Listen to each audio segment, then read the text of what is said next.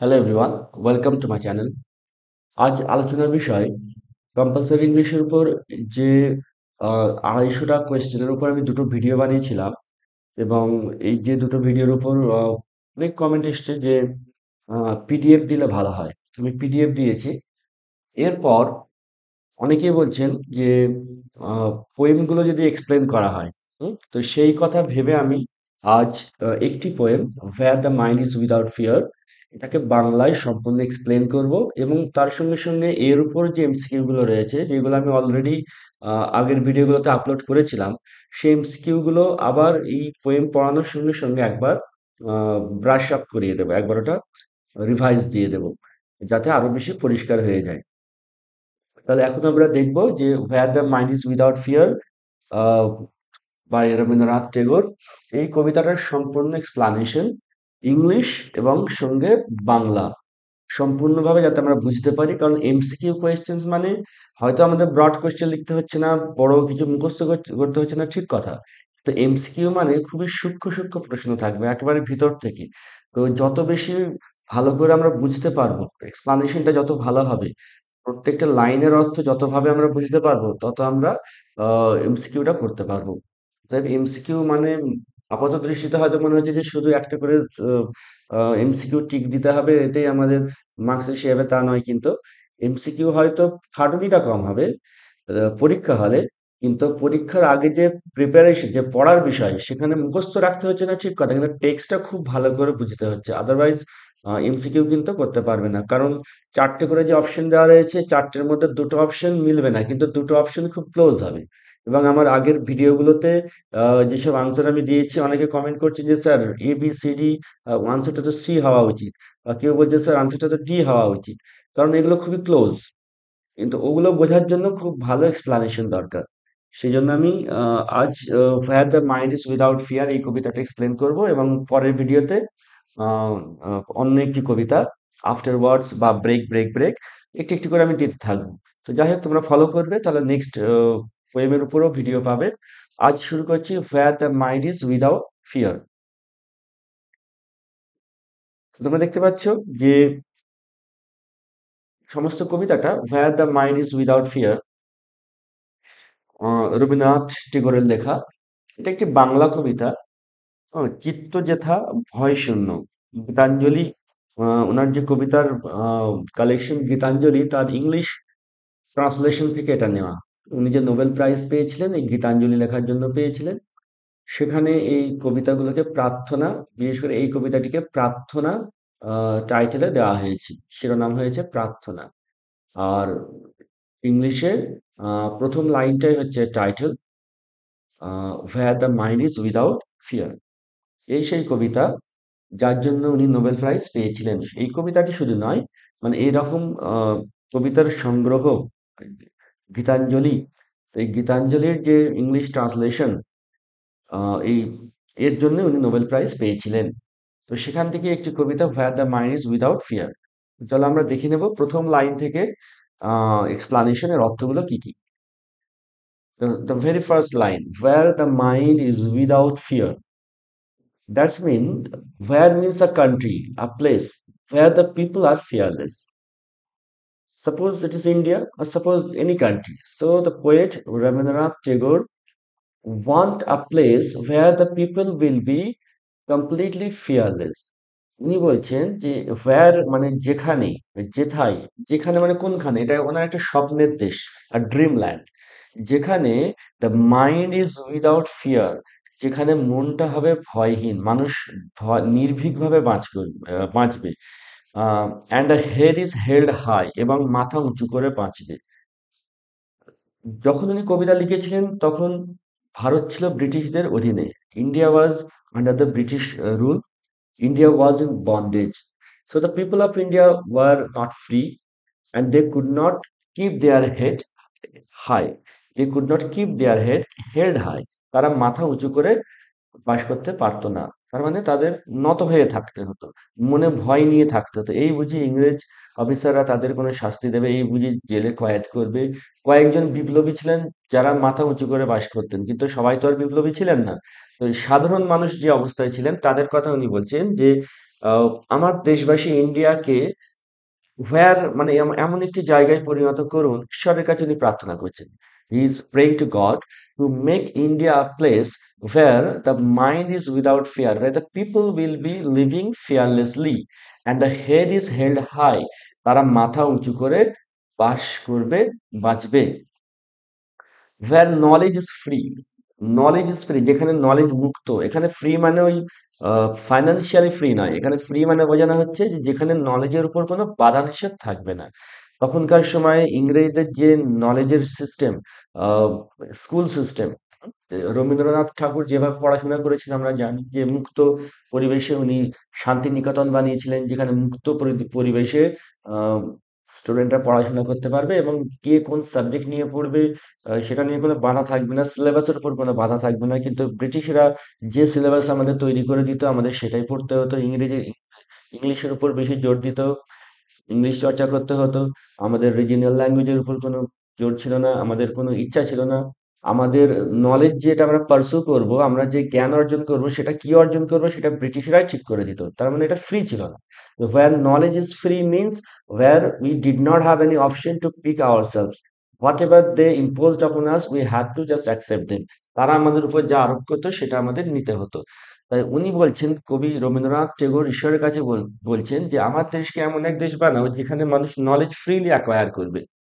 তারপর where the world has not broken up into fragments, where the world has not broken up into fragments, where the world has not broken up into fragments, এই যে কথাটা,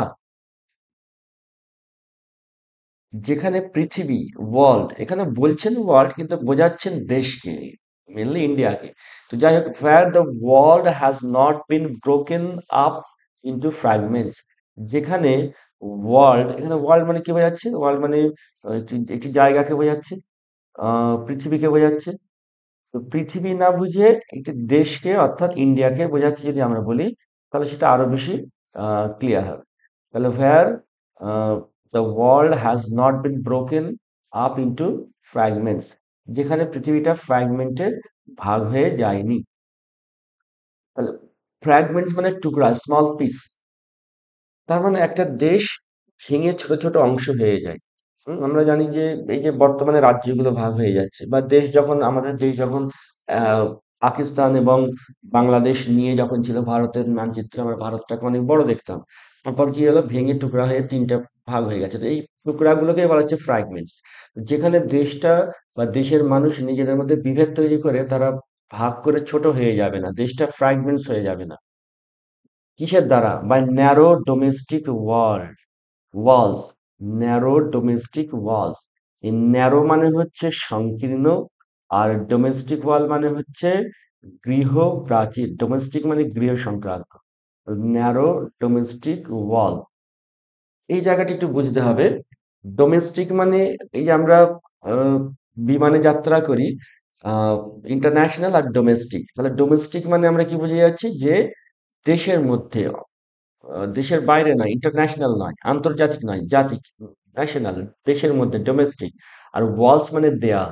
তো বাড়ির ভিতরে আমরা দেয়াল তৈরি করে যেমন একটা হল রুমকে ছোট ছোট রুমে পরিণত করতে পারি, তেমন দেশটার মধ্যে আমরা দেয়াল তৈরি করতে পারি। কিসের ভিত্তিতে? জাতির ভিত্তিতে, কমিউনিটির ভিত্তিতে, যে আমাদের অমুক, যেমন গোর্খা ল্যান্ড দরকার, আমাদের অমুক ল্যান্ড দরকার। তো এই যে আহ, জাতিগতভাবে আমরা নিজেদের মধ্যে ভাগাভাগি করে নিচ্ছি, দেশটাকে ছোট ছোট অংশে ভাগ করে ফ্র্যাগমেন্ট বানিয়ে নিচ্ছে। কিসের দ্বারা? ডোমেস্টিক ওয়াল দ্বারা। ডোমেস্টিক ওয়াল মানে এখানে হচ্ছে নিজেদের মধ্যে ভাগাভাগি। এবং এই ভাগাভাগিটা কেন হচ্ছে? এই ভাগাভাগিটা হচ্ছে এই বিভিন্ন কমিউনিটির মধ্যে যে সংঘর্ষ। তাহলে ডোমেস্টিক ওয়াল মানে নিজেদের মধ্যে কোন্দল, নিজেদের মধ্যে অন্তর্কোন্দল, দেশের মধ্যে মানুষে মানুষে লড়াই, এবং তারা লড়াই করে দেশটাকে ছোট করে দিচ্ছে, ফ্র্যাগমেন্টস করে দিচ্ছে ডোমেস্টিক ওয়ালসের দ্বারা। where words come out from the depth of truth, এই যে লাইনটা, এখানে উনি কি বলছেন?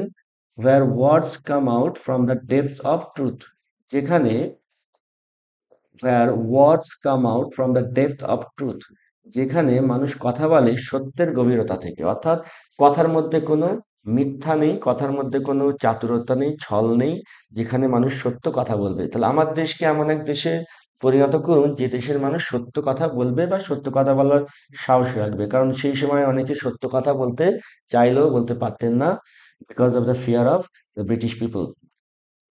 তারপর next line, where tireless striving stretch its arm towards perfection. where tireless striving যেখানে where tireless striving stretch its arm towards perfection. tireless striving, এই tireless striving মানে কি? tireless মানে ক্লান্তহীন, আর striving মানে চেষ্টা। তারপর stretches its arm, হাতটাকে বাড়িয়ে দেবে, towards perfection, মানে যে দেশের মানুষ পারফেকশন পাওয়ার জন্য হাত বাড়াবে, এবং সে হাতটা বাড়াবে কিভাবে? টায়ারলেস ভাবে। স্ট্রাইভিং মানে চেষ্টা। যে দেশের মানুষ অক্লান্ত চেষ্টা করবে নিজেদেরকে পারফেক্ট করার, অর্থাৎ যারা কমপ্লাসেন্ট হবে না। The people will not be complacent after getting what they have got. যা পেয়েছে সেটা পেয়ে তারা কমপ্লাসেন্ট হয়ে যাবে না, তারা স্যাটিসফাইড হয়ে যাবে না। Rather they will try to acquire perfection, rather they will try to keep striving, keep trying to reach the perfection. তারা পারফেকশনের দিকে আরো যাবে, অল্পে সন্তুষ্ট হবে না, বরং তারা চেষ্টা চালিয়ে যাবে, পারফেকশনের দিকে যাবে। তার মানে যে দেশের মানুষ নিষ্ক্রিয় হয়ে যাবে না, অল্পে সন্তুষ্ট হয়ে যাবে না, যারা নিজেদেরকে আরো ঘষা মাজা করে আরো ভালো জায়গায় নিয়ে যেতে চাইবে, এই রকম দেশ বানিয়ে দিন আমার দেশকে, India. Where the clear stream of reason has not lost its way into the dreary desert sand of dead habits. খুব সুন্দর একটা উপমা রয়েছে, মেটাফোর আছে এখানে, দেখো। ওয়্যার ক্লিয়ার স্ট্রিম, যেখানে পরিষ্কার নদী, অফ রিজন যুক্তির পরিষ্কার নদী। তা নদীতে যেমন, পরিষ্কার নদীতে যেমন জলের মধ্যে কি আছে পরিষ্কার বোঝা যায়, তেমন যুক্তির চোখ দিয়ে দেখলে সবকিছু আমাদের পরিষ্কার হয়ে যায়। আহ, আবার কুসংস্কার, কুসংস্কারকে বলা হয়েছে ডেড হ্যাবিট। কুসংস্কারের চোখ দিয়ে দেখলে সবকিছু অস্পষ্ট হয়ে যায়। তাই এখানে কি বলা হয়েছে না, where clear stream of reason, যুক্তির নদী, has not lost its way, এর পথ হারায়নি, into the dreary desert sand of dead habit। এখন নদী, একটা পরিষ্কার নদী যখন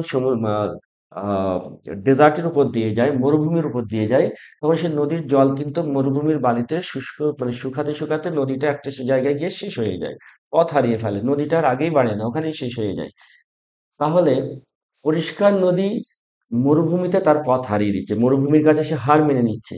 তেমন যুক্তিশীল মানুষেরা, রিজন যাদের মধ্যে আছে, তারা যেন এই ডেড হ্যাবিট, কুসংস্কারের কাছে বশ্যতা স্বীকার না করে নেয়, কুসংস্কার যেন জিতে না যায়, যুক্তির কাছে যেন কুসংস্কার না জিতে যায়, ঠিক যেভাবে নদীর কাছে মরুভূমি জিতে যায়।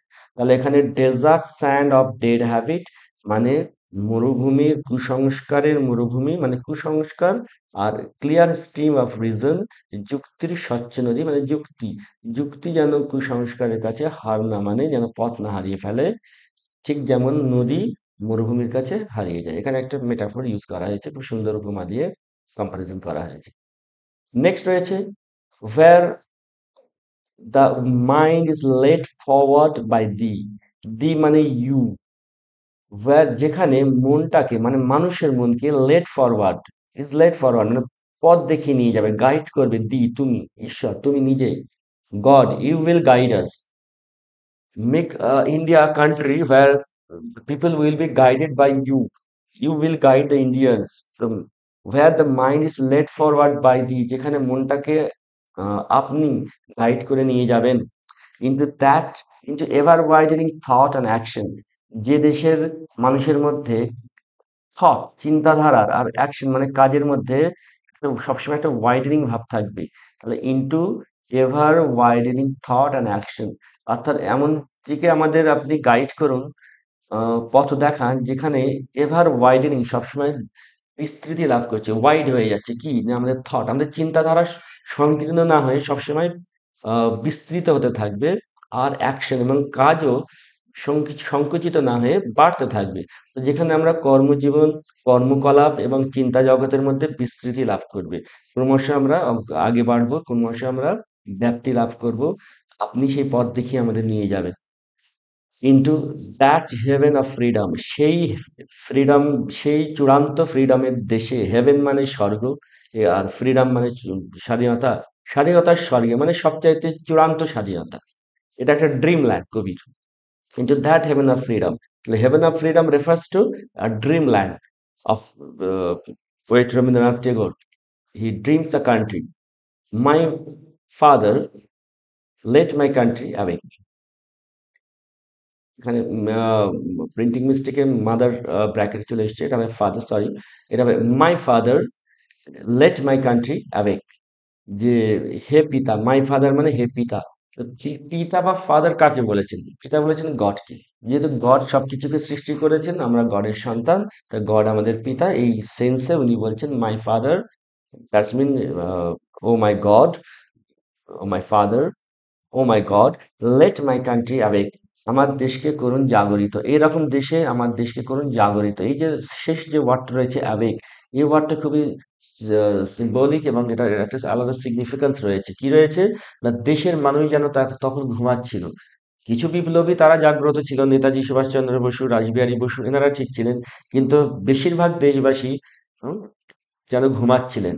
তো তাদের জাগ্রত করতে বলছেন এমন একটা দেশে, যে দেশে মানুষ নির্ভীকভাবে বাঁচবে বা বাস করবে। একেবারে প্রথম লাইন থেকে আহ, যেগুলো নেওয়া হয়েছে, হ্যাঁ, মানুষ নির্ভীকভাবে বাঁচবে, fire the mind is without fear, ভয় থাকবে না, যেখানে মানুষ মাথা উঁচু করে থাকবে, যেখানে নলেজ ফ্রি, যেখানে নলেজ সহজে গ্যাদার করা যাবে কোনো রকম বাধা ছাড়া, ইচ্ছা মতো নলেজ গ্যাদার করা যাবে, যেখানে দেশটা নিজেদের মধ্যে আমরা মারপিট করে, ঝগড়া করে, আহ তারপর নিজেদের মধ্যে কলহ বিদ্রোহ করে দেশটাকে ছোট ছোট অংশে ভাগ করে দিইনি, যেখানে সত্য কথা বলতে আমরা ভয় পাই না, সত্য মনের সত্য গভীরতা থেকে সত্য বেরিয়ে আসে।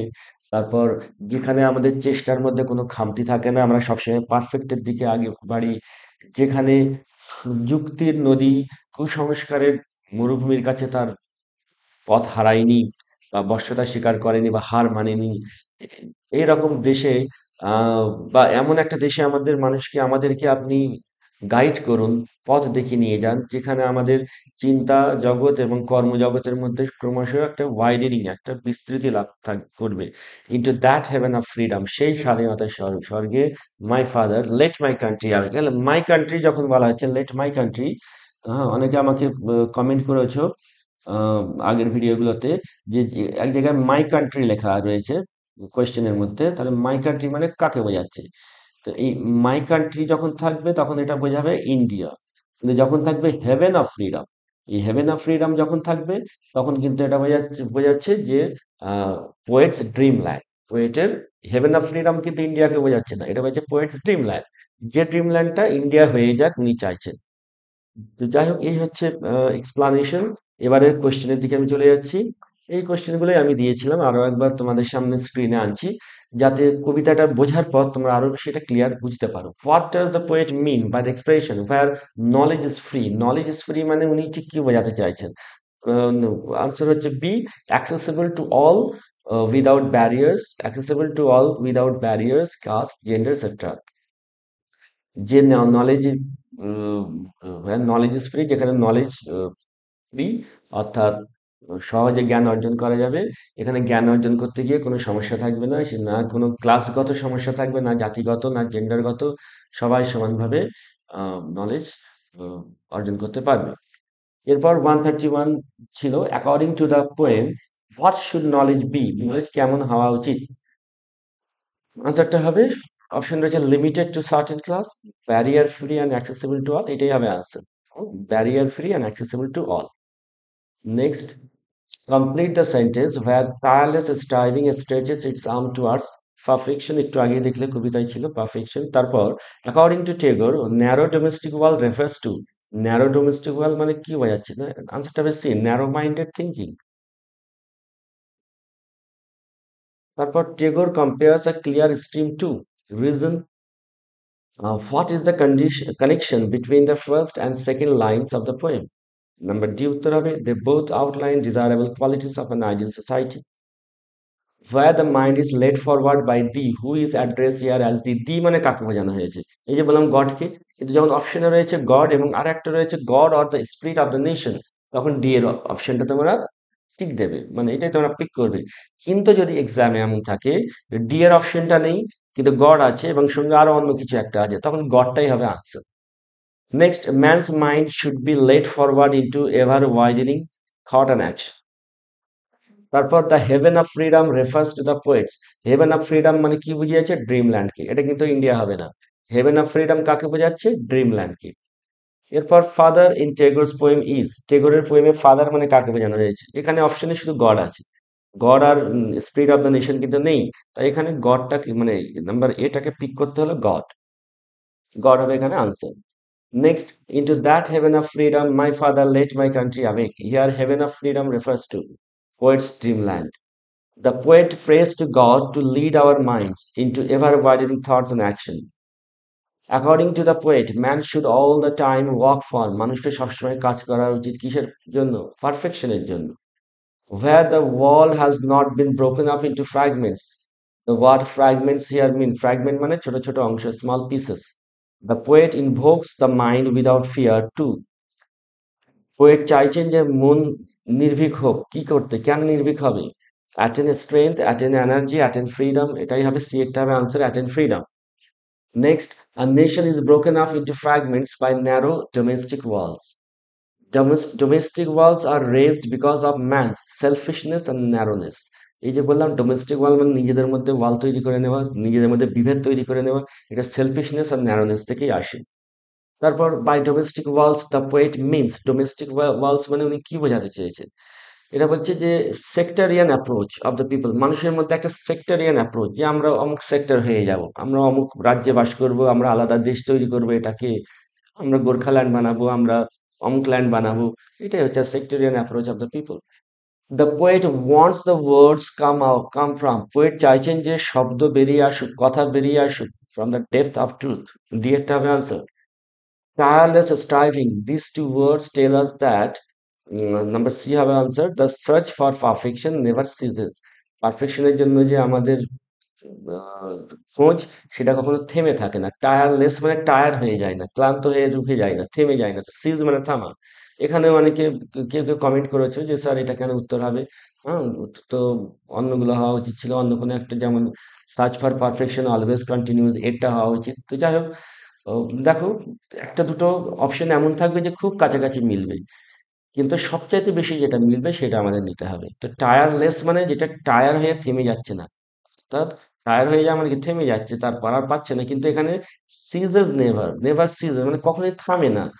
টায়ারলেস এটাকেই বোঝাচ্ছে, সি হবে answer. In the poem reason is compare to river বা clear stream. The dead habit is compare to, dead হ্যাবিটের সঙ্গে কাকে তুলনা করা হয়েছে? ডেজার্ট স্যান্ডকে। The clear stream of reason has not lost its way into the sands of dead habits. Next রয়েছে dead habit in Tagore's poem means unchanging habit, যে হ্যাবিটগুলো চেঞ্জ হয় না, মানে পূর্বপুরুষদের তৈরি কোনো নিয়ম যেটা পরিবর্তন করার প্রয়োজন রয়েছে কিন্তু মানুষ করছে না, সেটা শেষে কুসংস্কারের দিকে পৌঁছাচ্ছে, সে তাকে বলা হচ্ছে ডেড হ্যাবিট অর্থাৎ আনচেঞ্জিং হ্যাবিটস। তারপর Tagore compares a clear stream to reason. In the poem Where the Mind is Without Fear, Tagore prays to God for uplifting his countrymen. Tagore compares reason with stream. The poem Where the Mind is Without Fear is addressed to, কাকে উদ্দেশ্য করে লেখা হয়েছে? গডকে। According to Tagore, the mind should be without fear. The expression head is held high indicates freedom of mind and self-respect. Where does the poem Where the Mind is Without Fear occur? English version of Gitanjali. The expression knowledge is free indicates free from superstition. অপশনগুলো রয়েছে free from early idea, free from scientific idea, free from superstition, free from corruption. এখানে free from superstition যে কটা option দেওয়া আছে তার মধ্যে C একটা হবে। কিন্তু কবিতায় যখন রয়েছে সেখানে নলেজ ইজ ফ্রি আর একটা ব্যাখ্যা রয়েছে, সেটা হচ্ছে যে নলেজ কি, কে কি নলেজ অর্জন করবে সেটা কেউ কোনো কর্তৃপক্ষ ঠিক করে দেবে না, বিশেষ করে ইংরেজিরা ঠিক করে দেবে না। সেরকম বুঝিয়েছিল কিন্তু সেটা এখানে অপশনে দেওয়া নেই। এখানে যে অপশন রয়েছে, সরি, এখানে যে অপশন রয়েছে তার ভিত্তিতে সি একটা হবে। Next, into that heaven of freedom, my father let my country awake. The country referred to here is India. The expression head is held high indicates freedom of mind and self-respect. A nation is broken up into fragments by narrow domestic walls. Domestic walls are raised because of man's selfishness and narrowness. The narrow domestic walls break a nation into fragments. Be it answer. The poet wants the words to come out from the depth of truth. কিছু কিছু slide repeat হয়ে গেছে, সেই জন্য তোমরা দেখছো যে একই স্লাইডস হয়তো আবার এসছে, মানে একই কোয়েশ্চেন্স আবার কিছু কিছু এরকম রিপিট হয়েছে। যাই হোক, clear stream of reason loses its way into the sand of dead habits. Dead habits in Tagore's poem means unchanging habits. Where the mind is led forward by thee who is addressed at the এটা একই repeat হয়েছে, এটা আমি skip করে যাচ্ছি। তারপর the heaven of freedom refers to the poet's dreamland. Father in Tagore's poem is God. Into that heaven of freedom, my father, let my country awake. Here, my country refers to India. The poet prays to God to lead our minds into ever widening thoughts and action. Where the mind is led forward by thee, poet here means by the word thee. Thee মানে কাকে বুঝিয়েছেন? thee মানে you. You তো এখানে অপশনে নেই। You মানে কাকে বুঝিয়েছিলেন? গডকে বুঝিয়েছিলেন, তাই গড হবে। আচ্ছা, according to the poet, man should all the time walk for perfection. Where the world has not been broken up into fragments. The word fragments here means small pieces. Where the mind is without fear, here the word where refers to. Where মানে কাকে বোঝানো হয়েছে? An imaginary world conceived by the poet. পোয়েটের কাল্পনিক এক জগৎ। The poet invokes the mind without fear to attain freedom. What aspect of Rabindranath Tagore is reflected in his poem Where the Mind is Without Fear? এই কবিতায় ওনার কোন দিকটা reflected হচ্ছে, কোন দিকটা উঠে আসছে? পেট্রিয়টিক, উনি কি পেট্রিয়ট, দেশপ্রেমী, সেটা উঠে আসছে। ইম্পেরিয়ালিস্ট, অ্যান্টি ন্যাশনালিস্ট আর সেকুলারিস্ট, অবশ্যই এটা হবে পেট্রিয়ট। দেশপ্রেম, ওনার মধ্যে যে দেশপ্রেম ছিল সেটা এখানে রিফ্লেক্টেড হচ্ছে। যাই হোক, এই হচ্ছে where the mind is without fear. Next ভিডিওতে আমি break break break by Lord Alfred Tennyson এটা নিয়ে এক্সপ্লেন করব। সেই ভিডিওর জন্য তোমরা ওয়েট করো। আর আশা করছি যে এই ভিডিওটি তোমাদের অনেক কাজে আসবে। এক্সপ্লানেশন গুলো ভালো করে বোঝো, দেখো, তারপর এমসিকিউ গুলো দেখো, আমার আগের ভিডিও গুলো দেখো, এবং পিডিএফও আমি রেডি করেছি। যারা পিডিএফ নিতে চাও, আমার পিডিএফ এর উপর ভিডিও রয়েছে, ওখানে ডেসক্রিপশনে সব লেখা আছে কিভাবে পিডিএফ পাওয়া যাবে। তো যাই হোক, আহ, পড়তে থাকো। Wish you all the best for your exam. Thank you for watching.